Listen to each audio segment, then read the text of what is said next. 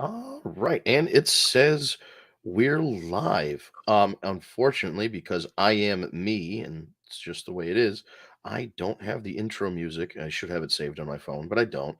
So, Steve usually starts things off with all the music and that, but Steve is currently having some, let's just call them IT issues. He needs some technical support, but we are in fact live on all of our platforms and ready to roll. So it'll be me and Eric opening up the war report for you, and Steve will be joining us a little bit later, and we'll see if Kat or any of the others will be joining us. This is a very busy time of year for Kat, so she may or may not be on. So let's take a look, guys. Welcome to the war report. We got a lot to talk about. We got AEW, we got WWE, we got a Money in the Bank cash in that happened, but it wasn't for the world title. Like what? We got a lot to talk about tonight, and welcome to the show, Eric. How you doing, buddy? Good. So you mentioned Money in the Bank. I did want to start with never have I ever been so happy to see the destruction of a push in my life. Yeah, I know. On one hand, yes, it's a young guy and But whatever, and it's a human at the being. same But time, yeah, it was completely illogical the way it all went down. So well, that's the problem. like Is that why couldn't they have had Roman Reigns just beat him? beat him, and then at least it would have been for the actual title it's for. Right, because he looks bad. If you're going to challenge for a title with the Money in the Bank, you got to have a pretty good indication that you're going to win, which is why usually people jump somebody after a match.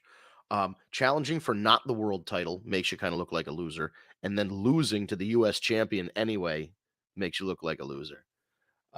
Yeah, not a good look for Austin Theory. So, spoiler alert for Raw last night: Austin Theory used his Money in the Bank to challenge Seth Rollins in the main event of Raw and lost his United States Championship challenge due to interference from Bobby Lashley, kind of, sort of. But What I see now, like disregarding the whole failed cash-in thing, is it's probably going to lead to a fatal four-way for the U.S. title between Rollins, Lashley, Theory, and Ali.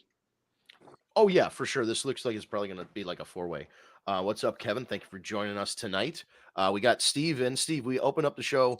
I didn't have any music, so we just got right into it. We're talking about I had everything all queued up and fucking ready to go, and as usual, I don't get what's going on. It's got to be the browser I use, and they recommend Chrome, but Chrome isn't working, and I'm under different Wi-Fi, and I'm still having a fucking issue. So I'm here on my phone. Kevin, what's up, brother? Welcome to the show.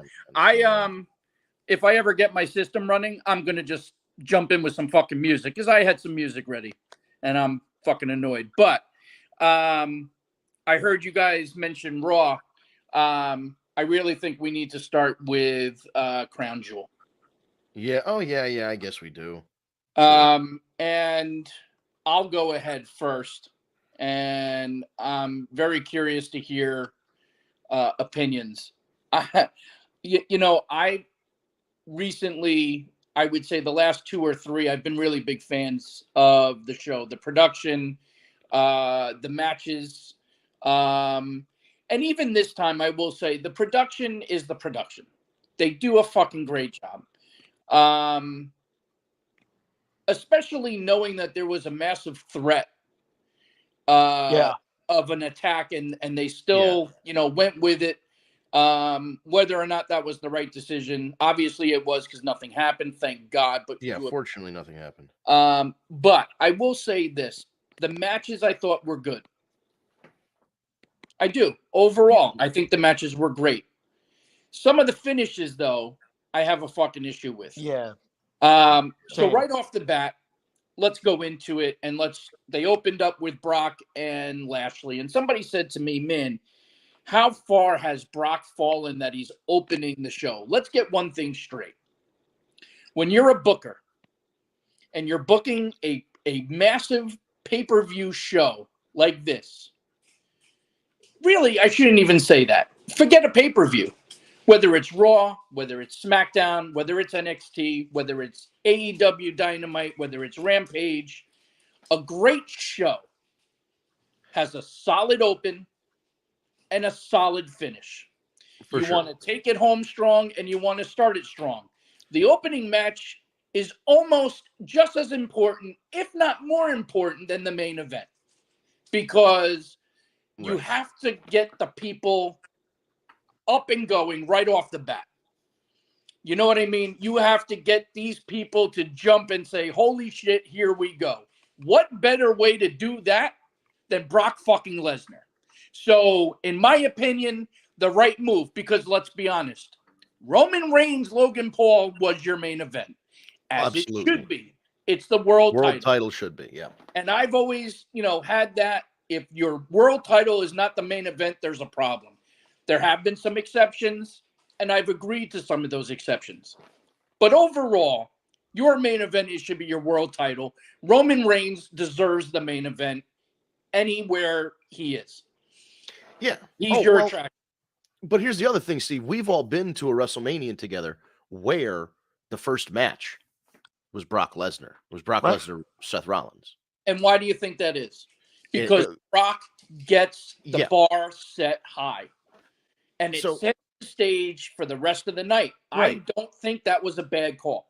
As Kevin says here in his comment, it gets the audience to pop. You're right. You want, and I want to talk. I think I'm going to do a longer form YouTube video about this. I've been meaning to do it. Years ago on a podcast, I heard Bert Kreischer talk about he studied Netflix analytics, and he noticed that on Netflix, people will watch something new or try something new for about 10 minutes. And if it doesn't, hold their attention after 10 minutes, they'll turn it off because you can just do that on streaming now. So he had the idea of, usually in stand-up comedy, what you want is a strong closer, and it's a big closing bit that everybody knows, and you build to this bit. However, he changed it around for his Netflix special. He still did a big closer, but he took one of his closing jokes and made it his opening joke, so that you got one of the best jokes and longest jokes, and like closers are something you work on for years and years to perfect. So he took one of those and put it at the beginning because he wanted to get their attention right away. And I think wrestling is starting to, and is probably going to continue adopting, and if they aren't thinking of adopting it, they should adopt it, the idea of the reverse main event. Not just like Nitro, where you get the cruiserweights out there to get somebody excited, but an opening match with somebody like a Brock Lesnar in it, to go, oh shit, the show started and there's a legit main event star out here. It's not just, two undercard guys. These are legit main eventers. So, and you know what? Like a reverse, Well, and the other take too, there could be an argument. There could be an argument from people that say, there could be an argument to say that, the Saudis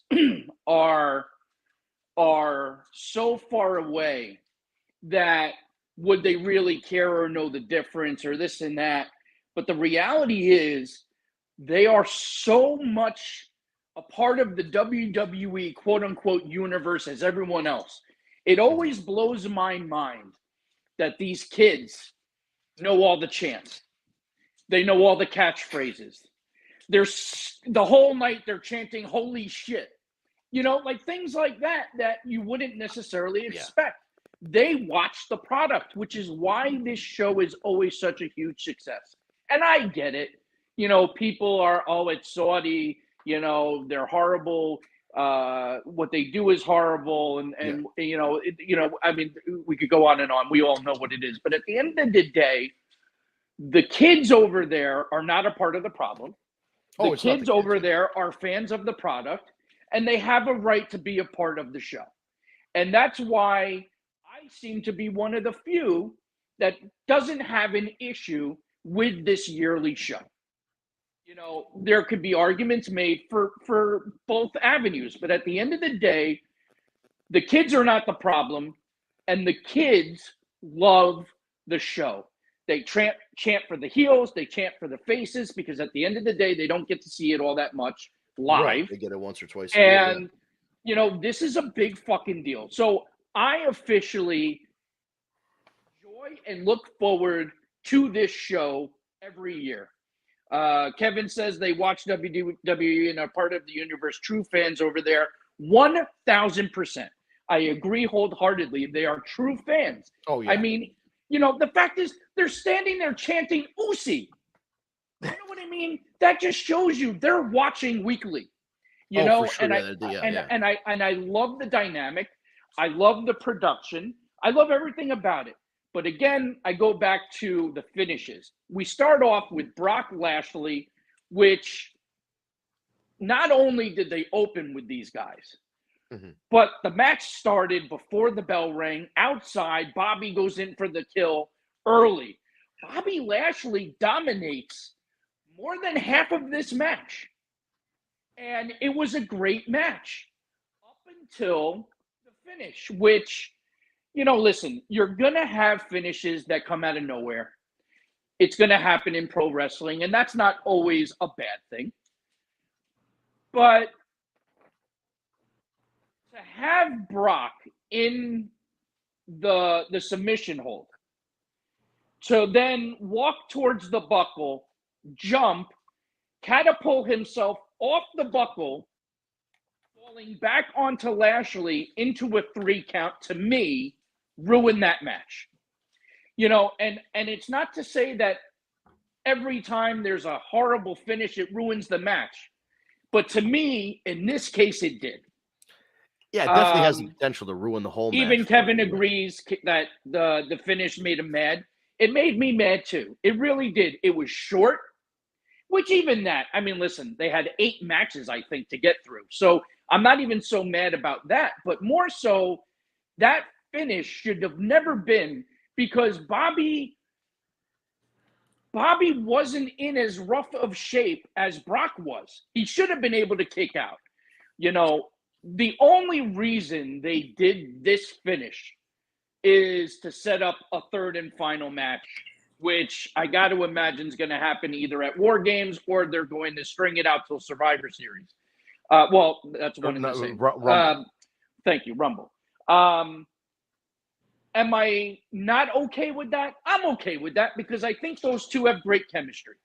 And even though we've seen it now twice, we have waited so long to have those two in a match. I mean, you got to remember, we talked about it years ago that when Lashley came back, when it was in his contract that he was going to get a match with Brock Lesnar.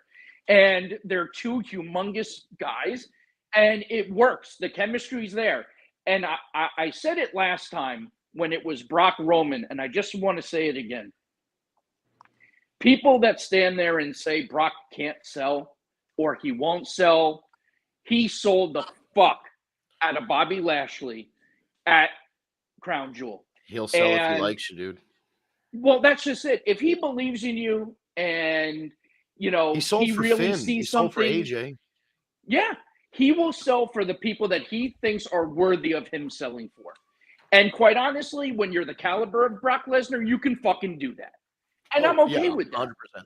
100%. Who's going to tell Brock otherwise? I mean, that's like telling Andre the Giant something. You know what I mean?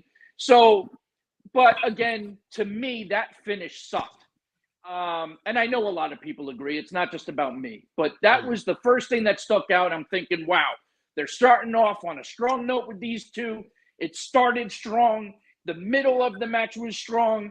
The finish came out of nowhere, and it sucked. And to me, that ruined it. Yeah, and I know that, like you said, the complaints about a long versus a short Brock Lesnar match. Listen, folks, we know what we're getting into. Brock Lesnar will put in one long match a year, maybe. But honestly, his short matches, he's become the king of the sprint. He does such good job with these, like Goldberg, Brock, and Orlando. Match was like 5 minutes and 15 seconds long, and Brock matches don't need to be long. It was fantastic. They don't. Yeah. They don't. Just like Goldberg. When Goldberg was at his prime and he was in WCW, his matches never went more than 5 to 10 minutes. Right. They didn't need to. It's like saying, "Oh man, Mike Tyson knocked that guy out too fast." Well, I mean, he's the best. I did used to say that though, because my dad would spend $100 and then the match was over in 2 minutes, and my dad was like, "Never again." Chris Rock said the same thing one time. He's like, I spent all this money for like third row tickets. I look to my right to say, "Hey, this is great." I look back and the guy was already knocked out. Already done. But or he's Yeah, biting an ear, and then right. that, you I know. mean, listen, those Tyson fights were something But you else. know what, though? They were amazing They because were. They were. Tyson They was were. just such a fucking animal. They were spectacles. Yes. Well, I mean, look at all of Ronda's UFC matches before she lost. You know, yeah, they they were didn't. all very quick. And even the ones she lost weren't that were quick too. Yeah, Uh, it's true. but But that's like So I sometimes don't Goldberg, that's know. how it goes with a fight. You if just you fights end quick. Most fist fights end quickly. yeah, So but look, if you look like, and that's a good you know, comparison to Goldberg. It's a very good comparison. And Goldberg, you know, the only long match that Goldberg had that was good was the one against DDP. Otherwise, anytime he went over that certain limit, you know, it diminished. yeah, the thing with DDP is because DDP was such a meticulous planner. He like wrote things out, and him and Savage. That's why when him and Savage had a match, it was so good because those guys would like write notes and memorize shit and all that stuff. So like Goldberg DDP, because of DDP's planning, was always going to be a good match, and it is like still to this day you can go back and check that match out and be enjoyed by it. For sure. Yeah, I mean, you know, listen, short matches for some don't work and it's not believable. But when you're dealing with a guy like Brock Lesnar, Goldberg, even Bobby Lashley, Yeah, it's believable for sure. because they're just animals. Right, and they You can know, knock you I out with mean, one they're punch or put a submission hold on you or a full and it's Nelson. Yeah. believable. Like it's not Right. believable that Austin Theory is going to come out and beat you in 3 minutes, unless We'll you've get to already that. gotten destroyed before that. And you know, we'll get into that bullshit. Right, which is why he But doesn't have the fucking belt right now, or any belt, or any briefcase. well, I don't know that I agree with the fact that he even cashed in for the U.S. title, but that's another Yeah, story. I didn't like that either, but we'll get into that in a second. So this next match on Crown Jewel, I talked about this last week. Would they? And I thought it was a silly idea. I was like, would they change the titles for 1 week just to have a title change in Saudi Well, Arabia? I am so glad that we're shifting to that because I was livid. That is something that I truly thought for a long time was a Vince McMahon thing. And when Triple H took over, I was like, oh, great. One thing we'll never have to deal with is an unnecessary, unrelated storyline title change that will do nothing but diminish the value of those titles. Now, I will say this. I agree with Alexa and Asuka winning in the first place. I firmly believe the direction they are going to go with Bliss is she's going to reunite with the Fiend Bray Wyatt. Right. I mean, they're teasing the hell out of it. You know, even the promo that they had prior to coming out to the ring for the match, Bray's logo popped up. Alexa got a little spooked. They took a deep acknowledged it breath on and commentary. continued. Right. So everything seems to be leading in that direction, and we all know I'm good with that because I liked Harley Quinn Bliss. I liked her with Bray. I thought they had great chemistry. I enjoyed it. I know There was no there's a lot of resolution. people that didn't. Well, right. There was no resolution, and I know there's a lot of people that didn't like it. I just and it's not that I love everything Bliss does, but there's something that clicked with me, and so I'm good with it. I also, you know, and we've talked about this a million and one times over these forced teams. And listen, sometimes it works. It does. The Rock and Sock should have never worked, and it did. Right. Cesaro Sheamus should have never worked. It did. Edge and Orton should have never worked, and it did. So I'm New not Age saying that Outlaws. it doesn't work. I'm sorry? New Age Outlaws. New Age Outlaws, correct. So I'm not saying that it doesn't work, but it doesn't work all the time. And to me, I have always liked Alexa on her own because I can say that because even with Bray, when she wrestled, she was alone or there was somebody in the corner. You know, it wasn't a tag team. I think Asuka always works better alone. Asuka is one of the best wrestlers in that women's locker room, and she's at her best. Or the men's locker room. Well, I mean, there's an argument for that too. But to me, those Asuka is a beast on her own, and she's at her best when she's alone. So I wasn't a fan of the team. I wasn't a fan that they get hurt. They're out for 3 weeks. They come back together and they challenge and they win. And not only challenge and win, but a week before the big show. And, we have our pick'em. And I went with Alexa and Asuka. And I said, there's no way that they're going to drop it again. And then stupidly in my head, again, I thought it was a Vince thing, not a Triple H thing. And here we are having this conversation. It's obviously a WWE thing because now you got Damage Control to win the belts back. Yeah, now we know what things were Vince things and what things are company-wide things. Right. So that was a massive issue for me. So I don't really get it. Like, I don't like when they do those things. I don't like when they I've never been a fan of it. So doesn't I don't like that now. Huh?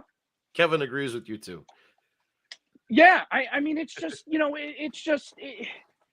that's just how it should be. It drives me fucking crazy. And it just diminishes the value of those belts, and that's not fair either. Not that there's much to those belts. I mean, let's be honest, we don't even have many tag teams now to go over them, although I think you're about to bring Sasha and Naomi back, whether or not you keep them together and go for those belts, who knows? Right. But, it's just it's just really it irks me. And I will say this, and then I'll stop talking and let you guys chime in. But the only positive in that whole match was it was a good match. Yeah, it actually was a good match because you had 4 women that could go. They can all hold their own. Yeah. So, in that respect, okay, we got a great match. But the outcome should have been, at that point, you should have either never had Damage Control drop them, or you should have just let Alexa and Asuka keep them. Yeah. Right. I or agree. Save Damage Control's winning for the pay-per-view, whatever.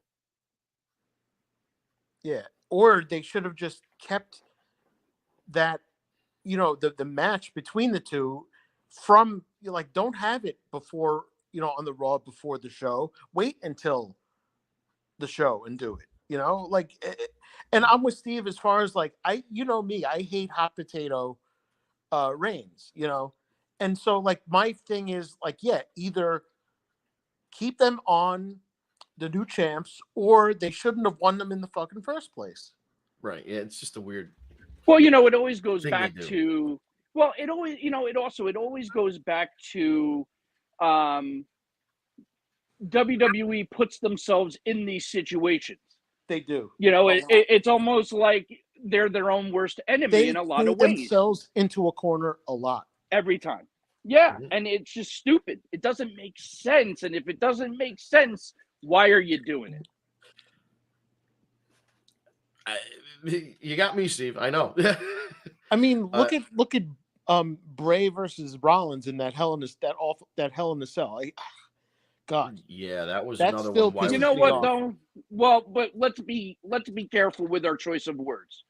It wasn't awful. The match was good. The match was fine. The finish was Fugazi, and that's what pissed everyone. On a Hell in a Cell. Not only a DQ finish when there should be no DQ in a Hell in a Cell match. First of all, so yes, there were definitely issues, but the match itself was good up until they fucked up the finish. Yeah. You can't. It was going well, and then you can't just be like, oh, you use the sledgehammer in a Hell in a Cell match. It's a DQ. Come on, it's such a big shame that a great match can be ruined by the last moment.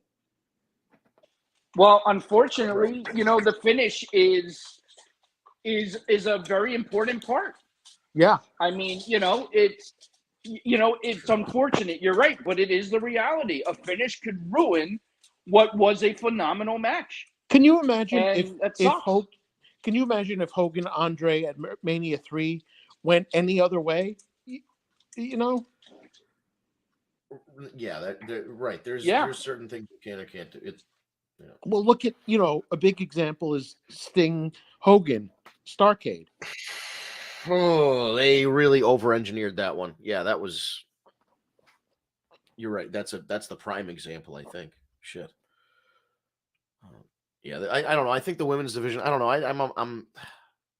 I say this a lot on the podcast, but I'm like, do you haven't really have an aside from your main women's singles titles? Do you have enough women to maintain all these championships? NXT Tag Team Championships, main roster Tag Team Championships. Like, I don't know. Like, do we have enough? Like, you need a good, if you need a good good tag teams to hold up a tag team division. If you don't have good tag teams, you're just slapping people together. Right. And at that point, why don't you start to bring in some women's tag teams? I mean, listen, the Bellas, and I know I'm going to get shit for this one, but I'm just using it because they are a team. But the reality is, you can always bring the Bella twins back. They keep saying they want to have another run. They never had the tag team belts, and they want to do it for their kids. There's a story there. You can do that, and that could take you, could take you a few pay-per-views. You know what I mean? So you have something there. If you choose to keep Naomi and Sasha together, not a terrible thing. They do work well together. At this point, people just want to see Sasha back anyway. So, you can really take any combination of the 4 horsewomen and it would work fine. Yeah, that's true too, because there's a story there too. They came up together. Right. I mean, that's an easy story to tell. Shit, it's 6:30. Shayna and Ronda, another one. Yeah. Hey, listen, if we go over a few minutes, not the end of the world today. Oh, okay. I don't know, because sometimes you get murderized because it's dinner time. So I don't. Yes, no, I am currently in Florida. So. Oh well, shit. All right, we're on island, and they're all home. So we have a little bit of time. I guess we could go continue with Crown Jewel. So yeah, Crown. That's what I'm saying. The next one here is. Well, we have a lot to continue with Crown Jewel for sure. Drew McIntyre beats Cross in the cage. I know a lot of us were saying that Cross should win this and put an end to the feud, but Drew wins the cage match. Yeah, so this is another one I'm battling with. I'm undecided if I'm happy or not, really, because in my pick, of course, I went with Karrion. Right. Here's where I tend to have a little bit of an issue.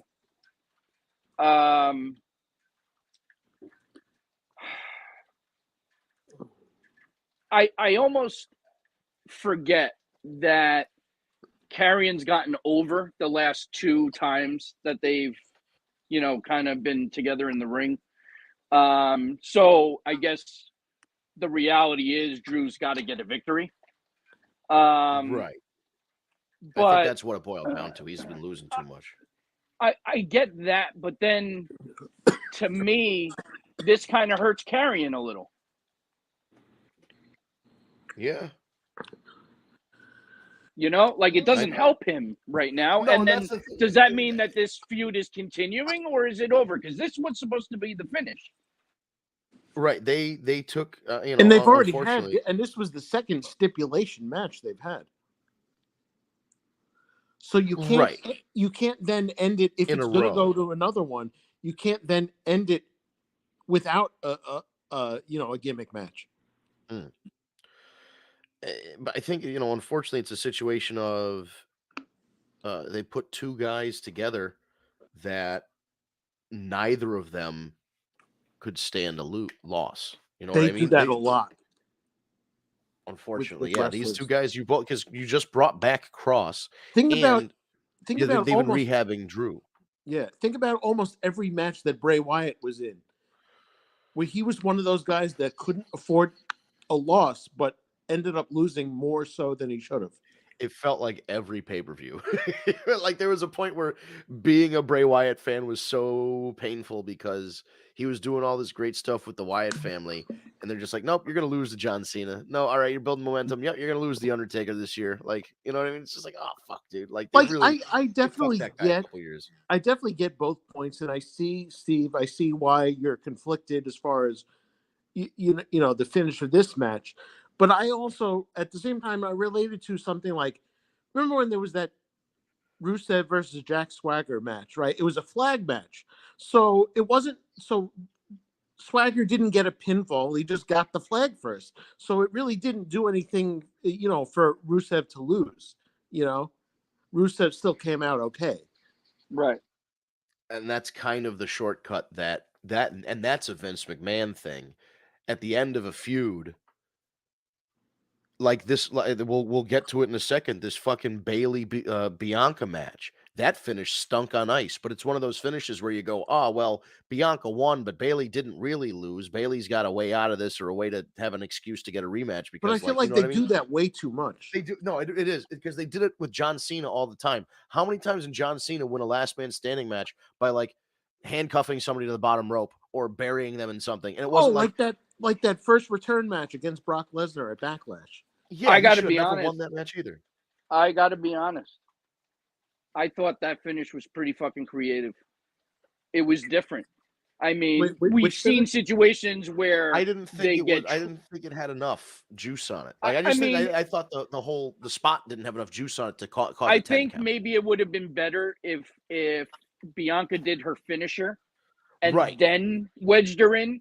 But I think they went this route because it looked even better watching Bailey alert, knowing what's happening, trying to get out of it and not being able to in the allotted time. Like, Right. we've Part of seen it was her, yeah. situations like handcuffs, and we've seen this, that, and the other, but we've never seen somebody get trapped between a ladder and a turnbuckle. And I don't know, to me, it felt a little creative, and I wasn't upset with that finish. I actually was okay with it, but I do agree that it's not over. Yeah. Yeah. I I mean, don't think at some point, otherwise, like, what is I the really point? think at this point, she's going to get the title, and all three are going to walk around like because the otherwise, what is the point of Damage Control at all if Bailey is not going to, win the main championship? Yeah. Well, she doesn't need to win it right away either. I mean, let's be honest. but- Bailey has only been back since SummerSlam, so she hasn't been back that long. That's true. But she's lost more than she's won since she's come back. Right. Yeah. That's I mean, I think thing, that's my main complaint is that I feel like she's lost to more than she should have. Okay. Well, if we're going to go there, then we're going to jump a little around this card, because then I want to talk about the fucking OC and Judgment Day. Yes. Because I got that wrong Gallows too. and Anderson have not won a fucking match since they've returned. And yeah, I was way off on that one too. I said in the pick'em, I said, there's no fucking way. We got to go with the OC now. And I'm thinking if they're going to have a chick to retaliate against Rhea, it would happen at this big show. Well, we were wrong. And not only did it not happen, but it happened on Raw. And we got the return of Mia Yim, which I have to tell you, that one I did not see coming.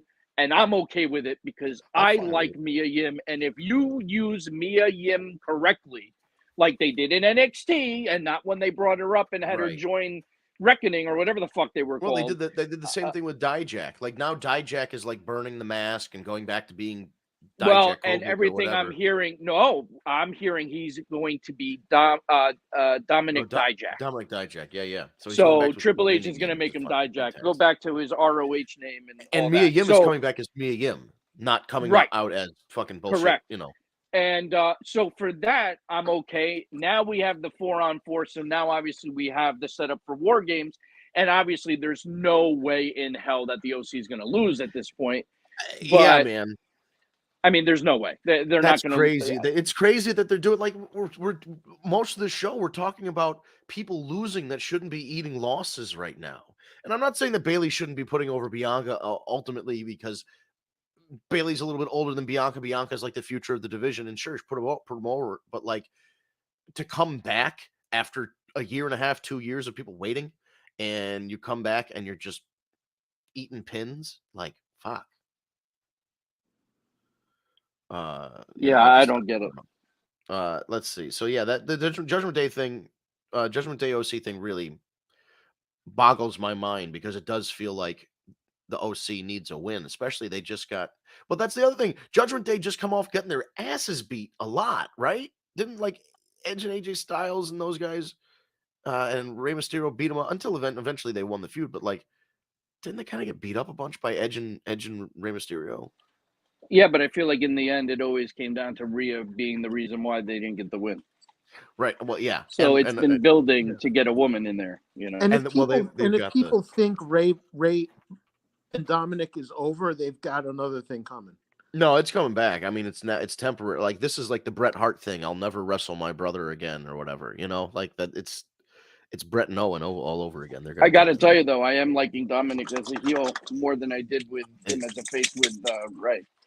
he was dead in the water if they didn't like. If you're gonna put him, if you're gonna put Dominic Mysterio with his dad, Dominic Mysterio's got to have a fucking Mysterio mask and be a lucha guy. Like it's not. It's just like he was just like, hey, But like I think if that's going to happen, that will happen once right, this whole retribution thing is done. right. But that's what I'm saying. Like they're doing the right thing now. If There's you're a not lot gonna more be Eddie that guy, you got Guerrero to be a heel. references now.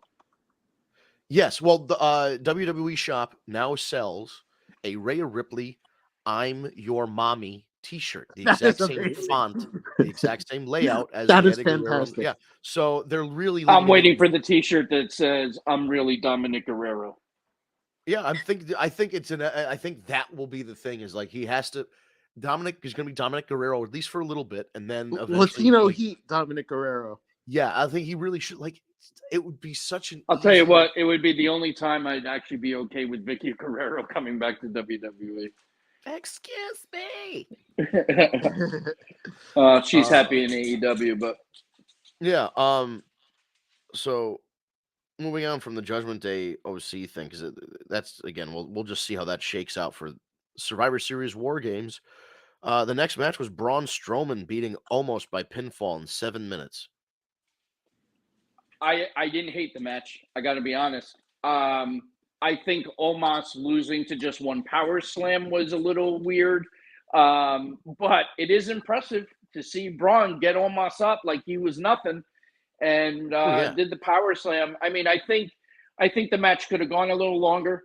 I thought the build to the match was actually very well done to the point where I wasn't upset about the match like we usually are with Omos. And I have to say, I do think Omos has gotten a little bit better. He's getting a little lighter on his feet, if you've noticed. He's moving around a little bit better. That doesn't say much. No. I'm not saying like he's becoming a great wrestler or anything, but he's showing some improvement, like he's working on it. So I give him that. The build for this match I thought was great. And, the match wasn't awesome, but it was decent. It wasn't a terrible match. Like we're always saying, oh, Omos sucked. Like, he wasn't terrible, and Braun did his thing.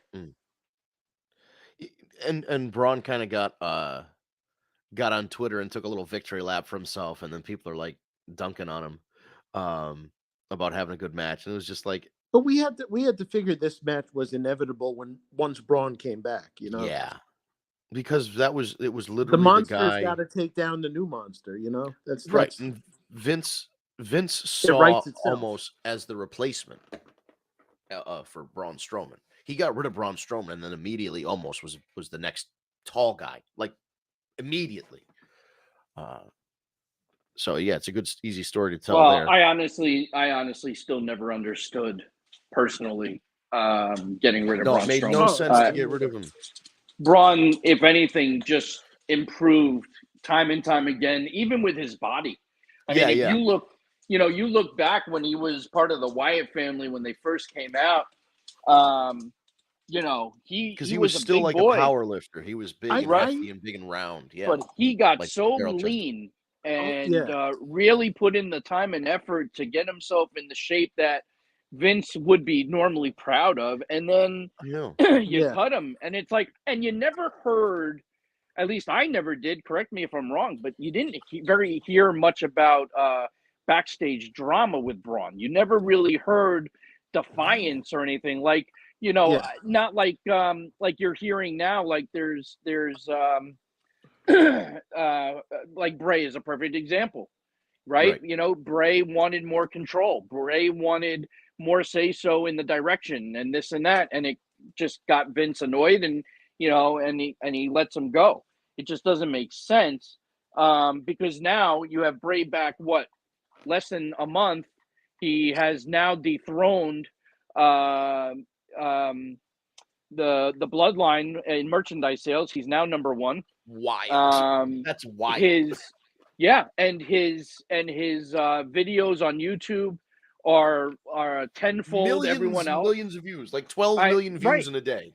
So like what you lost. I mean, you have a guy who people are solely tuning in now to see what is going to happen next.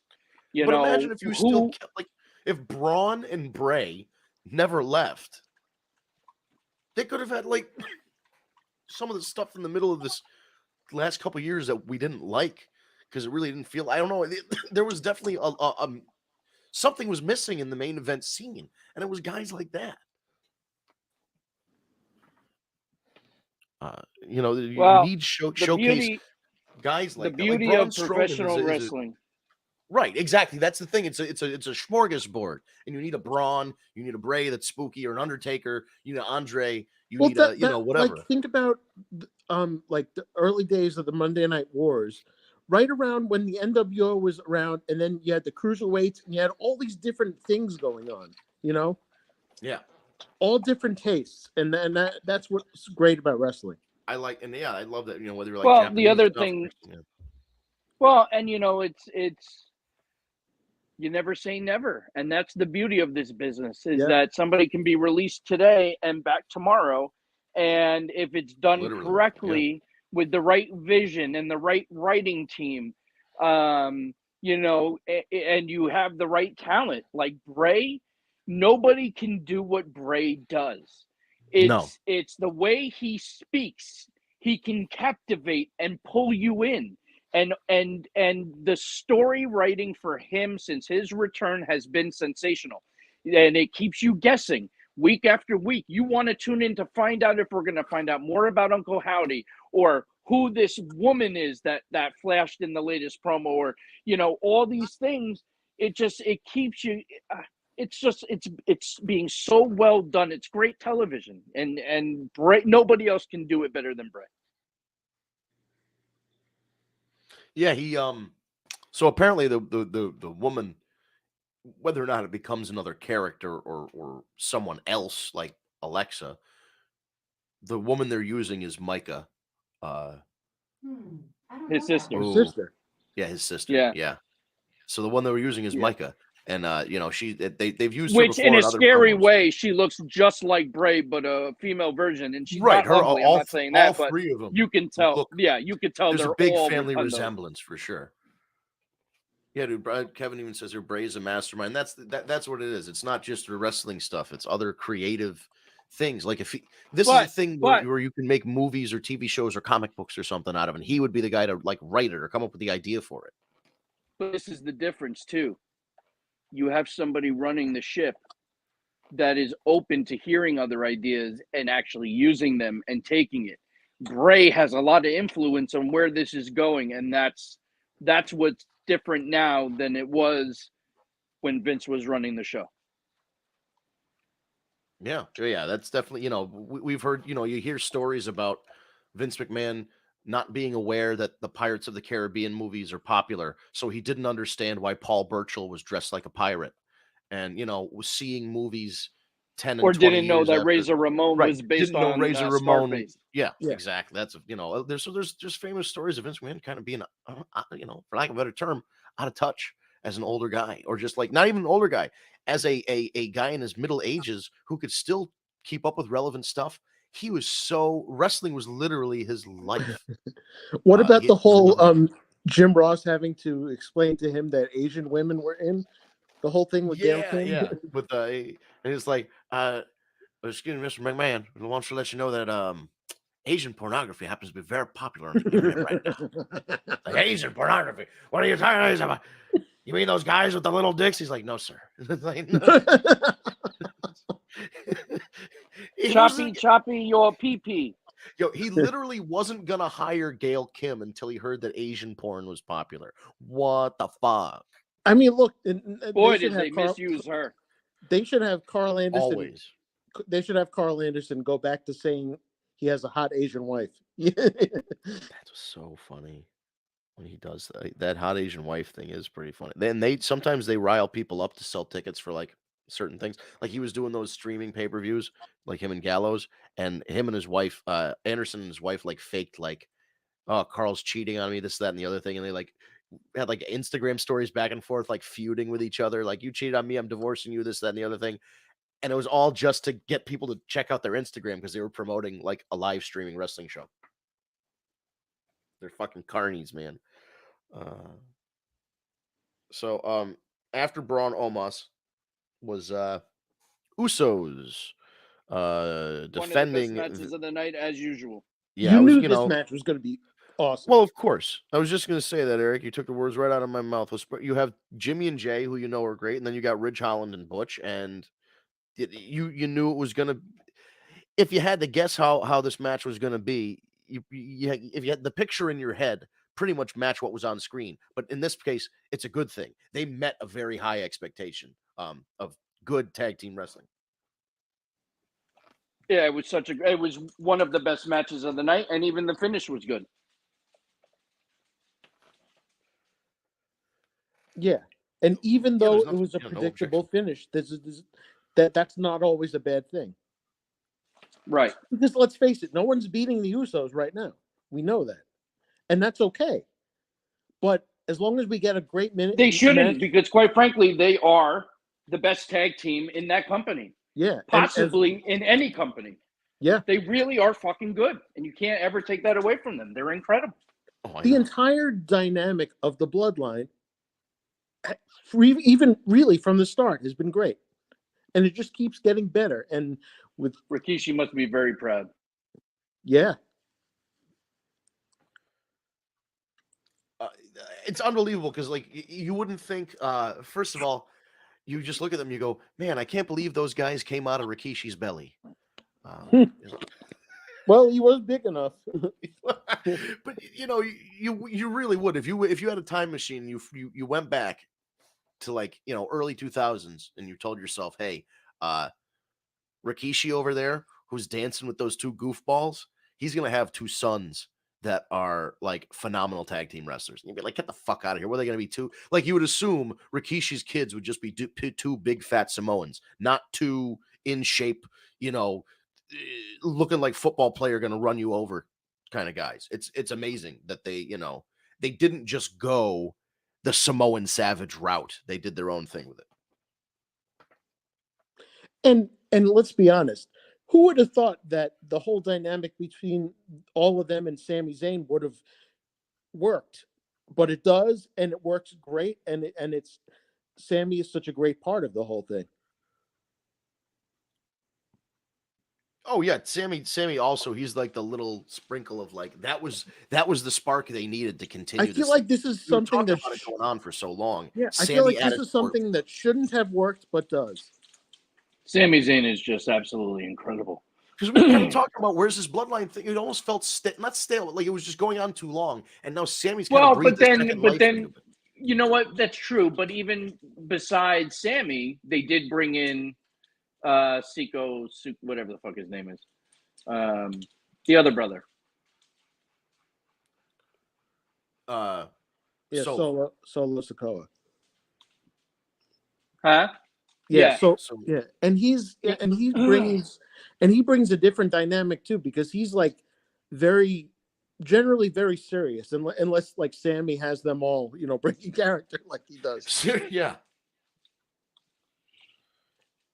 He's, continuing, and Sammy, the best act on the show. Credit to Sammy too, is because this is like the most over he's ever been, and he's raising himself to a whole new level with this 1,000%. 1,000%. Now he is absolute gold. You could see Sammy as a future world champion now.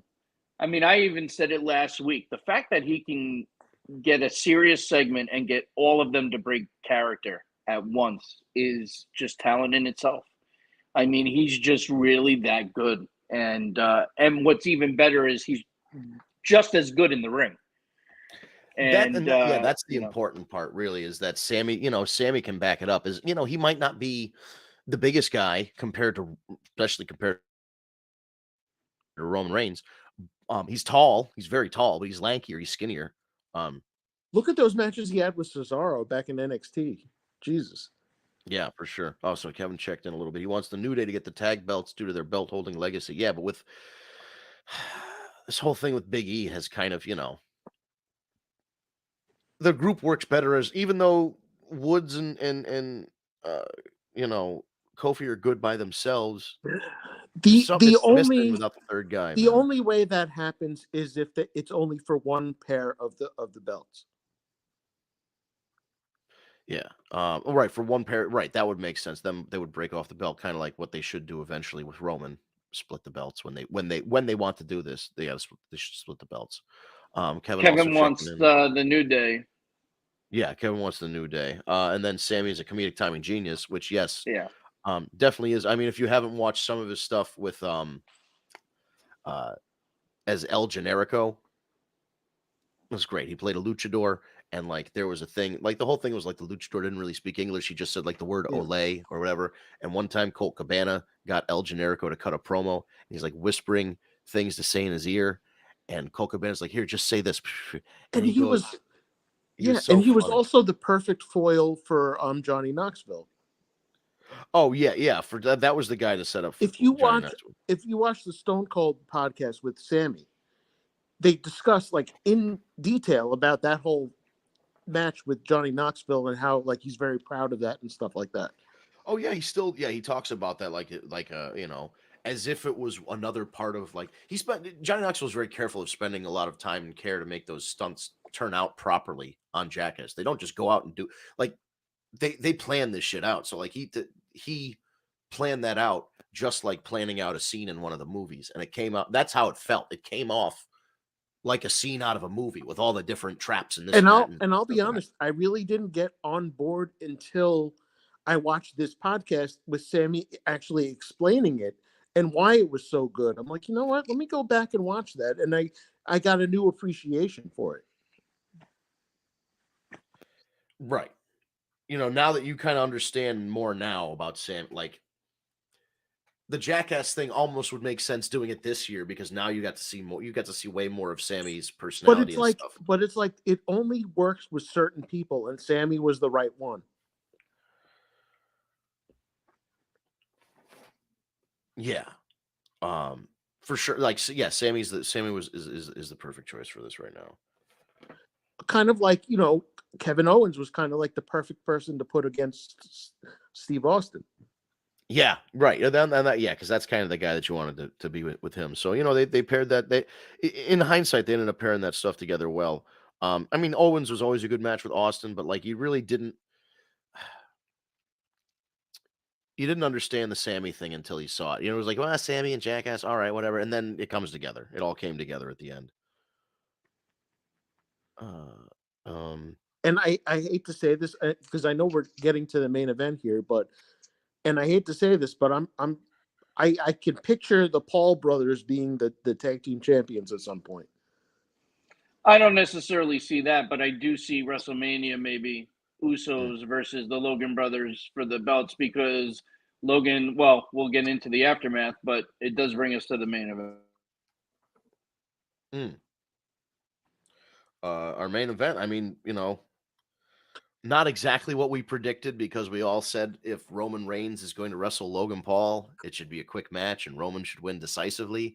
And instead, we got a 24-minute, I don't want to say instant classic because I feel that might oversell it a little bit, but the reaction and response to this match, particularly the response to Logan Paul, has been overwhelmingly positive. Listen, you can tell he put the work and time in. He impressed us the For first sure. two times out, and he did not disappoint this time. And let's not forget that he trained with Shawn Michaels to get ready for this one. So the guy's for real. I mean, I've been very impressed since day one. He's willing to put his body on the line and go out there. They put on a great match. He took the L like a champ, and the outcome was what it definitely should have been. And now Logan Paul, he's all types of fucked up. He's going to be out for a while. He's got a torn ACL, torn meniscus, something else. Yeah, I wonder if it was on the buckshot. That seems the buckshot lariat seems to be causing a lot of injuries. Uh, if you do it the wrong way. So maybe it was on that, or maybe it was on that big springboard or the top rope thing where he got Superman punched. Because anything where you go from There's a still picture of airborne to that landing. that's phenomenal. Yeah, that was a great picture that somebody got from ringside. Yeah. I think the key to Logan Paul is, um, you know, you don't want to overexpose him, and you want him to like It's like it's one of those people where he's good in small doses. Like you have him do this like quick dynamic thing, and then go away for a while, then come back and do the same thing. So I think he's I very happen good to at agree that. with you. I He's agree. very good at that. Yeah. I agree. I agree with that. And I mean, now we kind of don't have a choice for that to happen anyway, because Yeah. he's going to have to heal. But And it was also very funny to learn that he has a big following in the Middle East. You know, that all now that you say it, it makes sense because you know, being the YouTube influencer thing, you get a lot of views online, and like I could see his kind of content with the mansion and the house and all that stuff, and the fast cars and Right, the because stunts and all the shit that he it does. reaches, you know, worldwide. Right, That it's a that kind global of thing. reach, and it's also like because it's you. His thing is not it's I don't want to say it's not really I don't want to say there's anything culturally that biases people towards watching it. It's really the bias is age. It's young people watch and enjoy Logan Paul. And there's a lot of young people all over the world right now, especially a lot of young people in the Middle East. And you know, they're all terminally chronically online.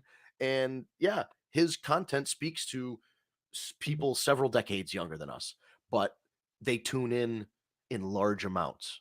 So it all makes sense. The guy's an athlete. He wants to, you know, he tried the wrestling thing. He's good at it. Listen, fucking, I have, you know, aside from my personal problems with how I feel about Logan Paul as an individual, he's fucking respects the sport, came in, didn't, you know, slag it off or didn't, you know, slack off and take not take it seriously. He's in it to actually do it. So I give him a lot of credit for doing that because it's not something that everybody can do. And just especially not something that you can just pick up and be great at it. Like pick it up and be WrestleMania match good.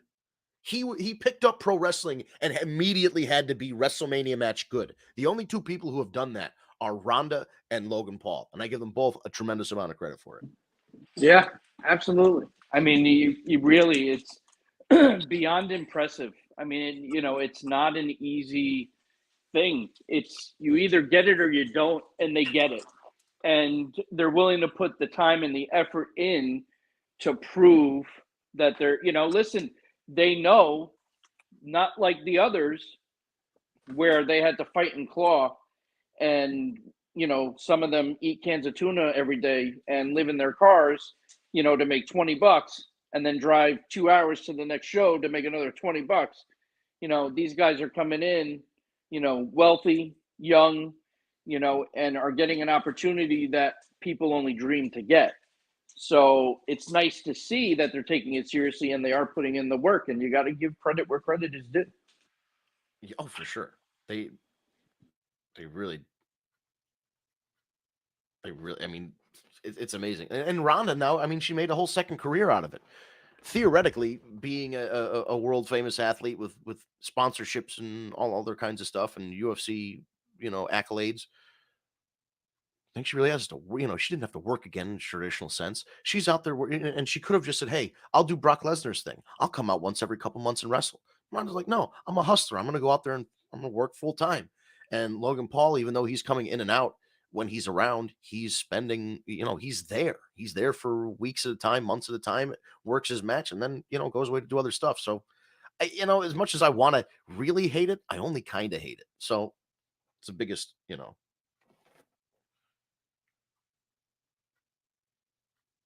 Just very impressive to me. It really is. It's Yeah. it's I've been in the ring. Like I know what it takes to, take bumps and run ropes, and psychology, and it's a lot. And there's some people that can't, like, even this guy that they're betting all the money on, Stevenson, the one, I think that's who it is, the one that they brought the ring to his university so he could train Oh while yeah, he's yeah. Gable Steve's, the yeah. Gable Stevenson. And everything I'm hearing is that he's having a very difficult time picking it all up and getting the the psychology down and everything else. Like, it's not, not everybody has it. There you just and especially when you're talking about WWE. I mean, at the end of the day, you're talking about WWE, like the higher echelon.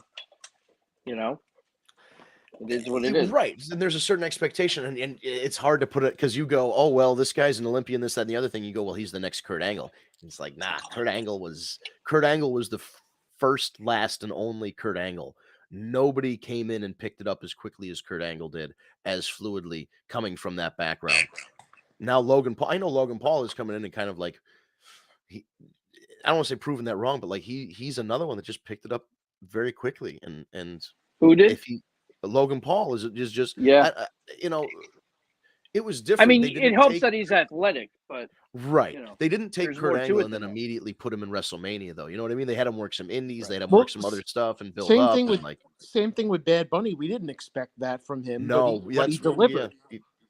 And if they really want to go really make it a star-studded celebrity WrestleMania, maybe you have Bad Bunny wrestle Logan Paul, or they tag team together and wrestle against somebody. Having those two, known as the best celebrity wrestlers involved in a match together could be, that could be something. I mean, bring in Johnny Knoxville and Stephen Amell. Listen, at the end of the day, you put Logan Paul and Bad Bunny together for a big match. I mean, it's going to draw people. You're gonna get a massive return on that investment for sure. I mean, all right, let me no doubt about it. And not get it, but I understand what sells. How about this one to see if this would be of any interest? I know Gunther's got his thing with the Intercontinental Championship, so we'll leave it alone. But the U.S. title, that bounces around quite a bit, and I know Seth has this thing going on currently. But if in the lead up to WrestleMania, maybe at the Royal Rumble, you have Seth Rollins as the U.S. champion being challenged by Logan Paul. And because Seth Rollins has so many enemies, such as Austin Theory and Bobby Lashley and AJ Styles and everybody else that wants this U.S. title, maybe some shenanigans and hijinks happens during that match. And at the Royal Rumble, there's a little roll-up, and Logan Paul is the U.S. champion. And then the next night on Raw, Logan Paul says, I will defend this belt against whoever wants it at WrestleMania.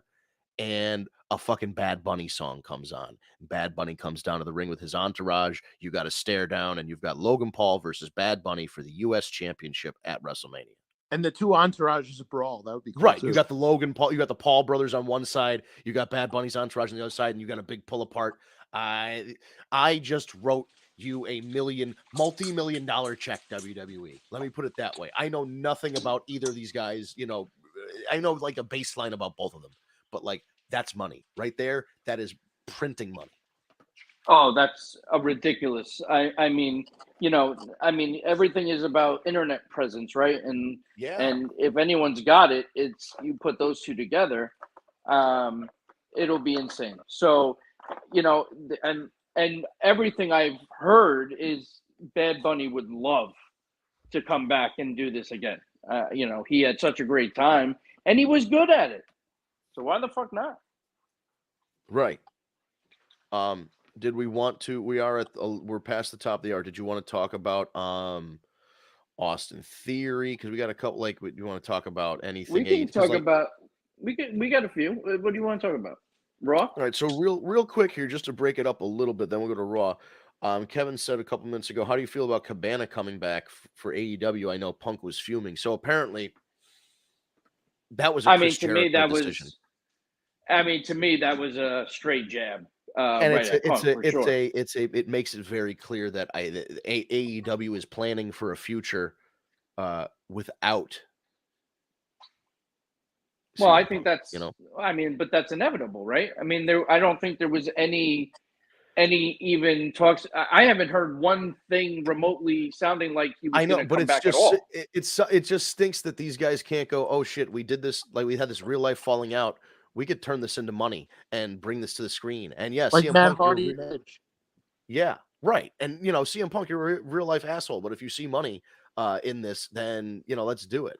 But it does not. You want to at this point, you want to impress me? Come back to WWE. But I don't think that's going to happen. I don't think and maybe he And I don't know that maybe I want him there, to be honest with you, because if he's that much of a fucking well, cancer, that's the thing. If like he's we that don't much need of a that shit right problem, now. We're on the upswing. We don't need that. right? And even AEW was on an upswing, and not that CM Punk didn't help. CM Punk definitely helped. It was a big moment when he came back. It was a big moment when he won. Doing the stuff that he did to like get over 1 million And viewers the feud on with Rampage and MJF. shit. Right, there was a lot of cool stuff that was coming down the pipe for him that he had already done, and it almost felt like he was just going to do like 1 year or 2 years and be done with it. And that's why Tony Khan wanted to really push to get him the title right away to do all those stories. Because he's like, let's just do it now because we don't Listen, I have the don't get it time. wrong. I loved what he did in AEW, and I marked out hard. Don't get me wrong. Yeah, But to but know not if what he's going to be like happened, this. I mean, listen, you walked away from WWE, whether it was valid reasons or not, you did. And we Yeah. waited 7 years and gave you the ovation that a rock star would get because we never thought in a million years we'd ever hear your music again. And you come out and then you walk away again and you act like a bitch. Like you're supposed to be a locker room leader. That's You the know what big I problem. mean? He You're wasn't not supposed to be supposed a to locker room talk leader. shit about the higher echelon of the company right in front of the guy that owns the fucking place on a live fucking thing, eating food. Like you're just not being professional. Like you're talking down to everybody. Like listen, the Bucks are founding fathers of this fucking thing. Mm.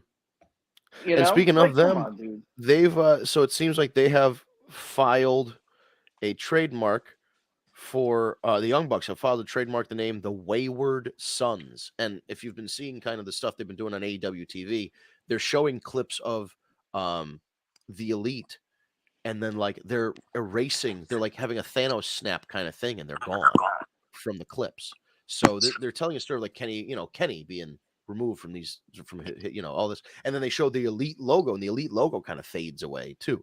So it Yeah, could be that we're changing. The Young Bucks ain't that young no more. So maybe we're gonna this whole thing with them being away. Maybe they come back, a little more Bullet Clubby, a little more NWO, a little more Renegade. Okay, The now we're middle-aged outsiders, Bucks. right? They can't be the Young Bucks anymore, so they got to be. Maybe the Wayward Sons is a better way to go. Yeah. As Yeah, long they or as just can't call them, the Bucks. the Yeah. Bucks, yeah, Yeah, but maybe they have a the problem with middle-aged Milwaukee. Bucks. Oh, maybe that's They might true. have a problem with the Milwaukee Bucks. But That's true. there was one other comment that I didn't show earlier, and this is going back to the top of the show because me and Eric were talking, and we just kind of started with the first thing that was the top of our minds was Austin Theory's stupid cash in from Monday, and then you popped back in, Steve, because you popped in on your phone, and then we went back to talk about Crown Jewel. But I do want to put this comment from Kevin.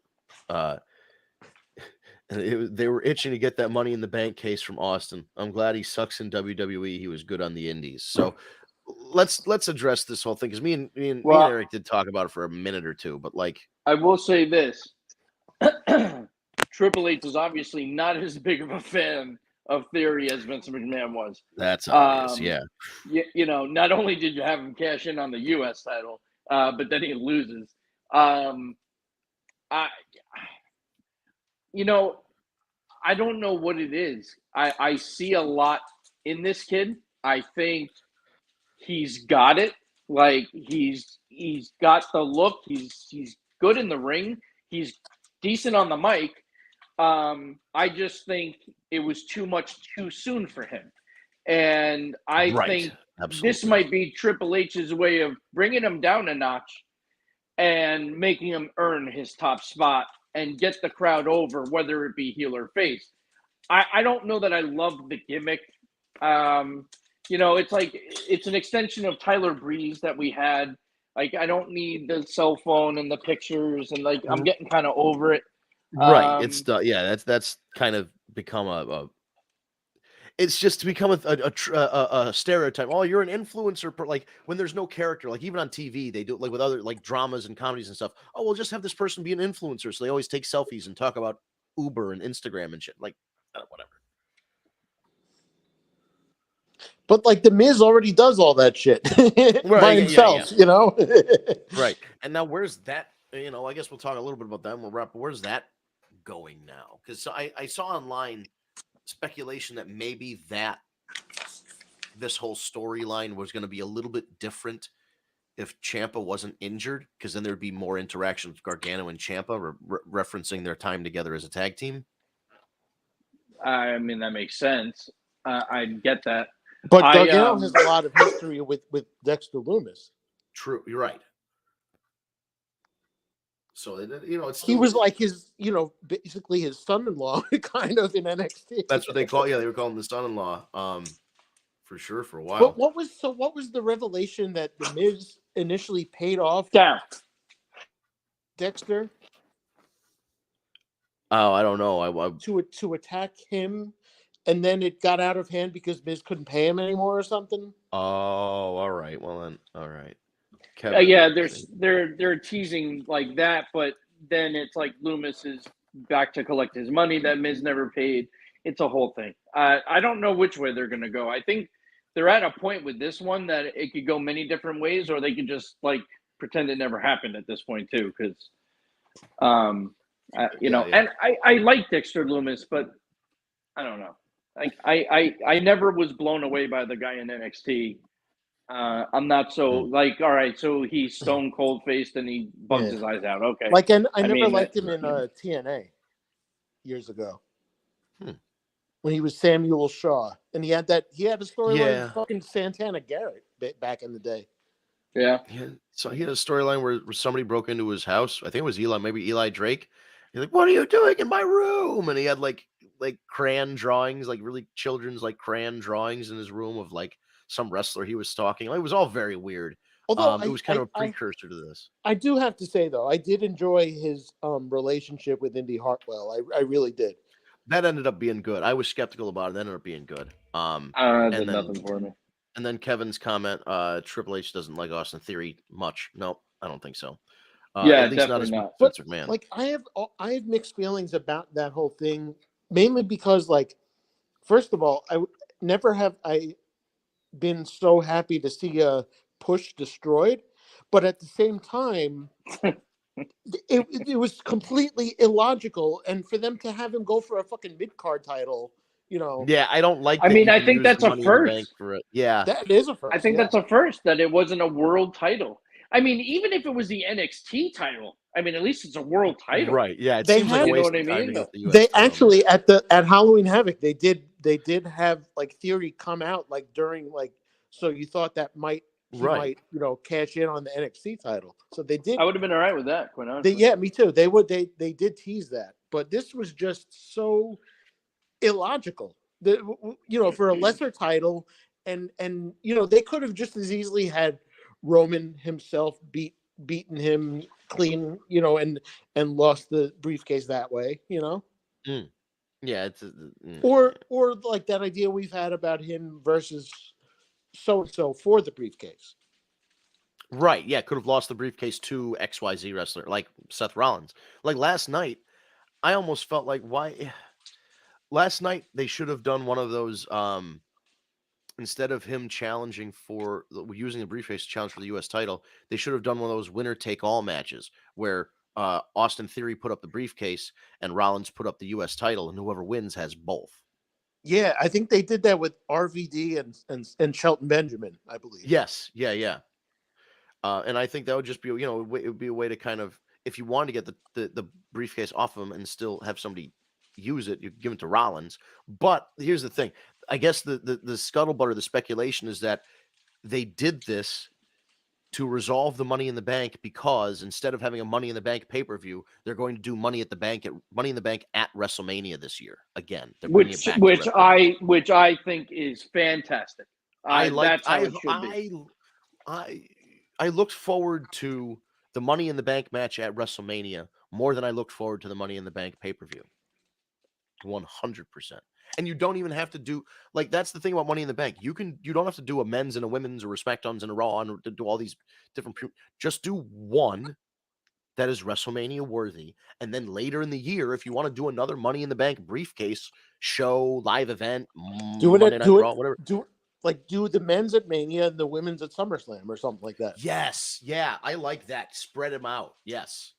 Yeah, I don't think they both need to be at WrestleMania. And they don't need to both be on the same. I got so sick of Money in the Bank matches after watching enough Money in the Bank pay-per-views because it's like there was always the special thing about Money in the Bank is that there was one of them a year, and then you Right. just got 2 or 3 of them Yeah. in one. I'm just one glad they big- didn't add NXT into that mix.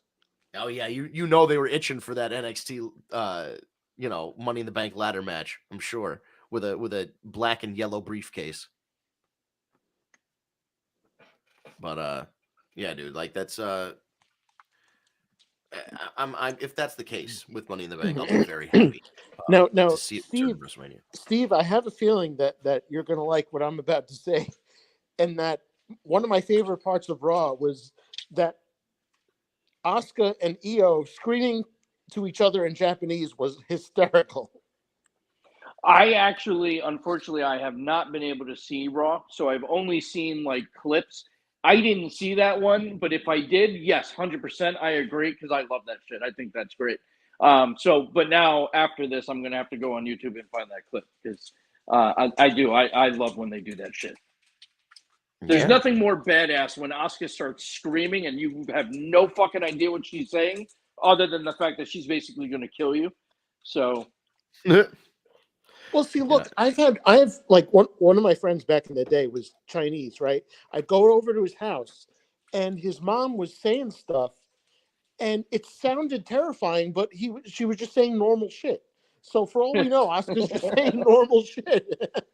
Yeah, probably Well, that's the that's thing. Other languages, or we can't. she's saying shit like she's trying to get them to break and like she's ribbing them. Like Yeah. I Right. bet you know. She could be saying Well- something funny to them, like the words are actually funny, like a joke to them, but then it sounds like it just to us. It sounds like she's. Although yelling. the only one that would understand right now is Io It would be Io, yeah, and they're not together. or Shinsuke. But Right, and Kevin agrees the segment was funny here. So all right, so it's 20 after. We've been going for about an hour 15. Any other stuff we want to address that happened on Raw or otherwise before we head off? Eric, go ahead. I didn't see Raw, so I don't really know. Well, based on the whole thing with Austin Theory and the fact that there was that whole Lashley Rollins thing, and then Lashley got involved in that. So I feel like this is going to lead to a fatal 4-way, possibly at Survivor Series, of Rollins, Lashley, Theory, and Mustafa Ali. For sure, I because Ali was initially. Did somebody turn heel last night? I don't know. I think like Lashley is officially heel now. Oh yeah, you I think don't so? even care. I don't care. Yeah, I mean, it doesn't matter. People will Lashley still cheer being Lashley. heel, like, right. I mean, I guess he does become the heel because he attacked Brock after the match, and they're going to continue this feud now. Did Brock come out on Raw? No, right? Yeah. No, and then he had and Lashley put a big beating on Rollins as well for like kind of like I like it because it was like continuity from when when Brock came back and cost him the belt against Rollins, and so it's continuation. But what happened was like Ali came on the screen and was going to accept Rollins' open challenge. Then Lashley came out, beat the shit out of Ali and accepted it on his behalf. Came out. Yeah, that was funny. Beat the shit out of Rollins. Then you have the whole Theory failed cash-in thing, and then Lashley beat the shit out of him. So, I feel like it's a fatal 4-way, and that should be a good match, I mean, there's definitely potential there, I guess. Yeah, potential. And then, but most importantly, storyline-wise, that makes the most sense. Well, well, those are strong words, I know. Unfortunately, they're very strong words. But we'll see. Yeah, no, we'll see. I mean, listen, overall, you could see a lot of the changes. They're working. Triple H, even still, we don't agree with some of the finishes and some of the outcomes and shit, but he's doing a great job. And, WWE is on a positive swing. And there was a point in time, not too long ago, that we didn't know if we'd ever be able to stay that. So we have to be, grateful that it is on the upswing. And then you got AEW that's still a home run week after week after week. So, it's great time to be a wrestling fan. So. Definitely is. And, I mean, Great to be a wrestling fan because there's so much stuff on. Tonight we're gonna have we got AEW Dark, we got NXT coming. Tomorrow night's Dynamite, Friday night's Rampage and SmackDown. We're back at it again, Monday on Raw. Then Tuesday, we'll be right back here for another edition of the War Report Pro Wrestling Podcast. We broadcast every Tuesday evening, 6 p.m. on Eastern Time. This weekend, we just did Daylight Savings Time. So if you're listening to the show live or you were listening to the show live, you figured it out. Congratulations. You figured out how to do Daylight Savings Time. If you live in Arizona, this might have been a little bit more difficult for you. You might have been missing us because we're off by an hour, but it shouldn't have any effect on your enjoyment of the show. However, it does offset your schedule and you can't listen to it live. You have got a lot of great ways that you can still check us out. Of course, it's our YouTube channel. We're at TagMeADate. That's TagMeADate, no spaces. You can just put that in the search bar on YouTube and it'll come up. Hit subscribe and hit the bell so you get notifications for when we go live or when we upload a new video. In general, most of our content or most of our online presence is found at TagMeADate. So we're on Facebook, we're on Instagram, Twitter, Periscope, TikTok, most places on the internet. It's at TagMeADate. And we also have the twitch.tv/War Report. So that's WARREPORT, War Report, all one word, where you can add us as a favorite or add us as a friend and check out our archive there as well. So you have the option between the YouTube and the Twitch for video archives. And same thing with the Facebook and Twitter and Periscope also goes live. And if you're friends with Steve on LinkedIn as well, you can get the live stream. We broadcast live on a lot of sites, but if you prefer, an audio version or listen to it afterward, you can either go to the YouTube or the Twitch to see our old videos, or you can go to your favorite podcast app to get an audio-only version of the podcast. You can go to Stitcher, SoundCloud, Spotify, Apple Podcasts, Google Play Podcasts. All you have to do is search for either Tag Me a Date or the War Report podcast, and it will come up. So there's if you will search for the War Report, will see that there are two podcasts named the War Report that both talk about pro wrestling. All you have to do is look at the graphic or the description, and it will say Tag Me a Date. It will say Steve. It'll say Vince. It'll say one of our names. You'll know by the graphic and by the description that is in fact the War Report version of the podcast. So We're hit subscribe. also, I just also wanted to say we're coming to the end of in December, I believe, coming to the end of our 8th year as a podcast. Wow. Yeah. And So that's geez. something. So we'll have to do something special for that and for a big 8-year celebration. So, just check us out. Basically what happens with this audio version is within an hour of the show going off live on Tuesday, Ryan will take the audio and then upload it to the podcast apps. So all you have to do is subscribe on the podcast app. And once it's pushed up to the internet, then it'll get pushed right out to your phone or your mobile device. You can take it with you in the car or when you're doing your laundry or whatever. You're going to the gym. I don't know what you do. So, whatever you want to listen to the show. And yeah, we'll have our 8-year celebration. This Thursday, if you are in Hartford or around Hartford, Connecticut, at City Steam Brewery in Hartford, Connecticut, Ryan Barth's, what does he call it? Comedy Craft Beer is having a show. I am on it. I believe it starts at 8 p.m. There's a ticket link on my Facebook. I'll put it up on Instagram as well. Again, that's this Thursday, 2 days from now. So that's the 10th of November, City Steam Brewery in Hartford. And I've got some other stuff coming up. I haven't confirmed. I've got some stuff that I need to confirm, but I might be confirming more wrestling and more comedy dates soon. So I'll let you guys know. But follow us all on Tag Me a Date, and we'll see you guys next week. Thank you guys so much for tuning in. We really appreciate you. And if you have friends that like wrestling and they haven't listened to the show yet, send them a link, have them tune in. But we'll be right back here Tuesday, 6 p.m. on Eastern Time for another edition of the War Report podcast. Thank you so much for tuning in. We will see you then.